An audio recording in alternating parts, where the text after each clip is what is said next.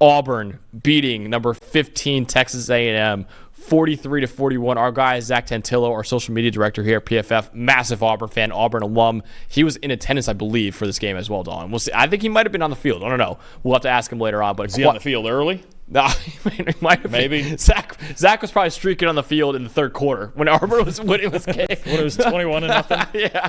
Oh, Auburn won this game though in quadruple overtime. We went to basically the penalty kicks of college football, where it was just alternating 2-point conversions, which was insane in itself. And I know a lot of people hate it, but let's talk about the game though a little bit more.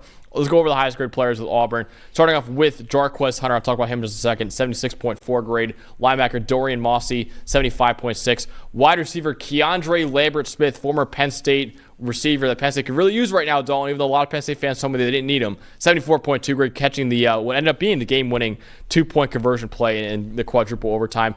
Other wide receiver, Cam Coleman, really emerging as a star in college football. True freshman with a 71.5 grade. Philip Bliddy, the defensive tackle, is 71.5. And Payton Thorne with a 64.2 grade. Let's go over to Texas A&M with their highest graded players in their third loss of the season, which ultimately might keep them out of the college football playoff if they don't beat Texas next week. But Scooby Williams, 78.3. Armaj Reed Adams, the offensive guard, with a 72.8.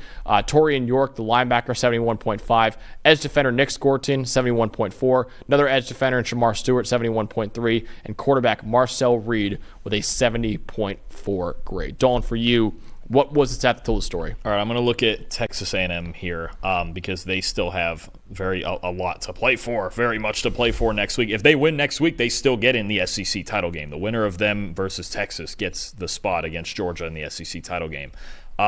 First of all, this was not the game I expected to be 43-41, but it ended up that way. And look, I want to give Marcel Reed some credit here.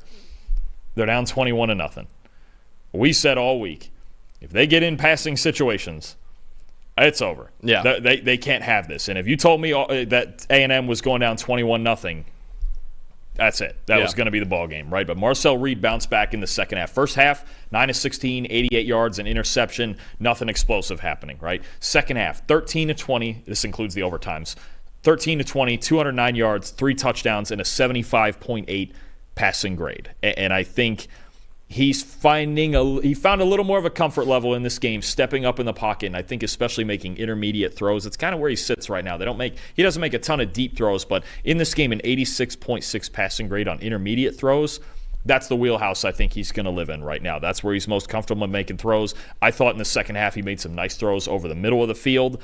He got him back in this game, and that was something that maybe we weren't sure that he could do. As kind of, they've used him a lot in the running game, the read option stuff. They know how they want to win football games here, and this is not it. But he did bring him back and get him as far as he could possibly get him. And even in the fourth overtime period, threw the ball right to Amari Daniels that Daniels ended up dropping that ended the game.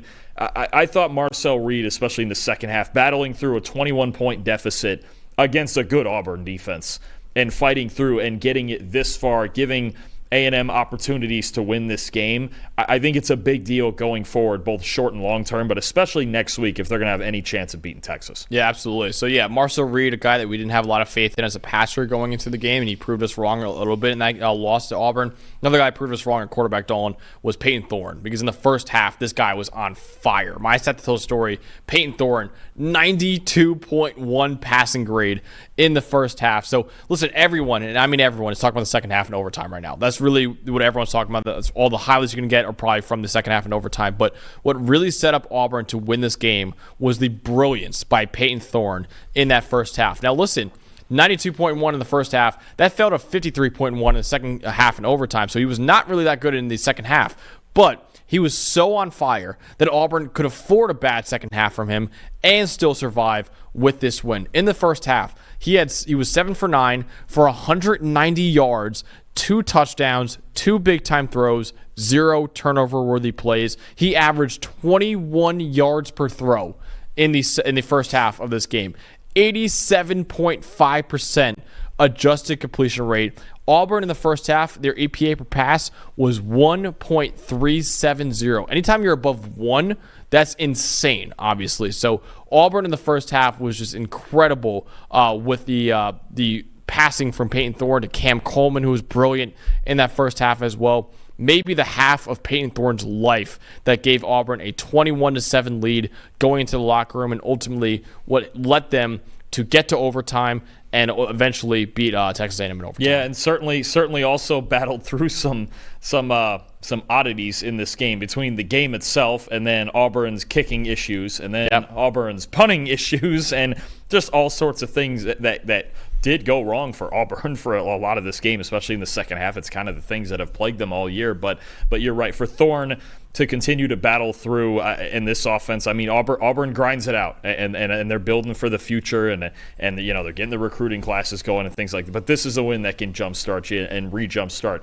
the culture here for Hugh Freeze. Absolutely. So, yeah, Auburn getting a massive win. Dawn, for you, who was the most impressive part in this Auburn victory? Let me take Auburn's two receivers, one veteran transfer that would look really good in a Penn State uniform, and one true freshman. I'll tell you what, this 2027 receivers class. Oh, ridiculous.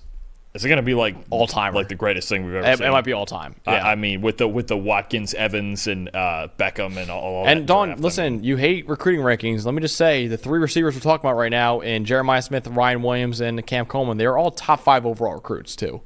So they get receivers. They get receivers right. They know what a good receiver looks like. Okay. It was the greatest recruiting class ever for wide receivers, and now it's starting to look like maybe one of the greatest classes ever for receivers. Coleman with 7 catches for 128 and 2 touchdowns. Keandre Lambert-Smith only 2 catches officially, but 108 yards. A huge play late in the second quarter, a huge play early in the third quarter, and then you mentioned the game-winning 2-point conversion and all 3 of them just spectacular plays. That catch he made on the game winner.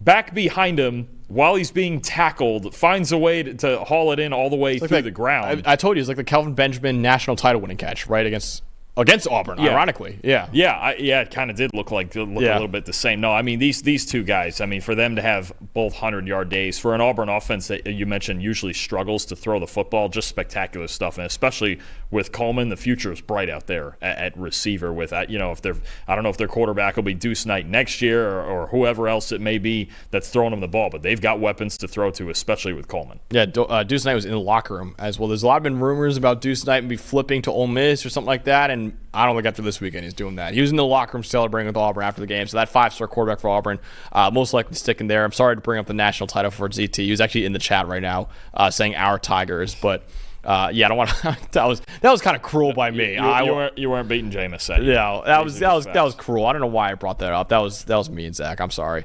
But yeah, I'm gonna go Jarquez Hunter for my most impressive. So listen, Payton Thorne I mentioned before, first half magical, but Hunter is this offense. He's the engine. He's the engine of this offense. He had 28 carries for 130 yards and 3 touchdowns. He had 13 rushing first downs, 6 broken tackles on the ground.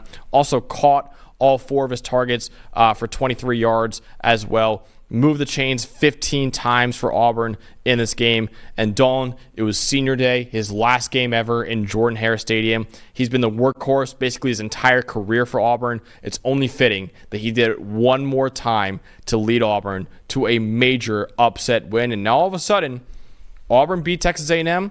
They beat Alabama next week. They're going bowling. And just like Oklahoma as well, we didn't mention it. Oklahoma beat Alabama. If they beat LSU next week, they're going bowling as well. So we're talking a lot about the playoff implications, obviously, for Alabama and Texas A&M, but also these are massive implications for these two programs in Auburn and Oklahoma as well to keep their seasons alive, obviously. If nothing else, when you're having a struggling kind of season, you want to make a bowl game. You want to make a bowl game and try to have a winning season on top of that. And Auburn, look, Oklahoma just gave them a blueprint, didn't they? Yeah. Why couldn't Auburn win next week? Yeah. I mean, it's just that defense, too. I mean, I know at 1 points, but still, I mean. Well, this game was weird. We'll just admit this game was weird, but I think, and you know how the Iron Bowl goes. You know how this goes. Oh, yeah. I mean, we saw how it went last year. Alabama beat them on a Hail Mary last year. Mm-hmm. So Auburn's going to feel like they have a shot to win that game and get to 6-6. Absolutely. And they could ultimately ruin Alabama's playoff hopes as well. And I know a lot of people think Alabama's out already, but I don't think they're necessarily out of it just yet. I don't know who's in and who's out. I don't know I have no idea. just yet. I think Alabama needs a little help, but I don't think they're out yet. So we'll talk about that obviously a little bit later. But yeah, Auburn, massive victory in quadruple overtime, beating number 15 Texas A&M. Hey, thanks for watching another episode of the PFF College Football Show. Please make sure you guys subscribe to the channel. Also, subscribe to PFF Plus at subscribe.pff.com for all of the same data and grades that we use in our show, plus fantasy tools, betting tools, and our mock draft simulator.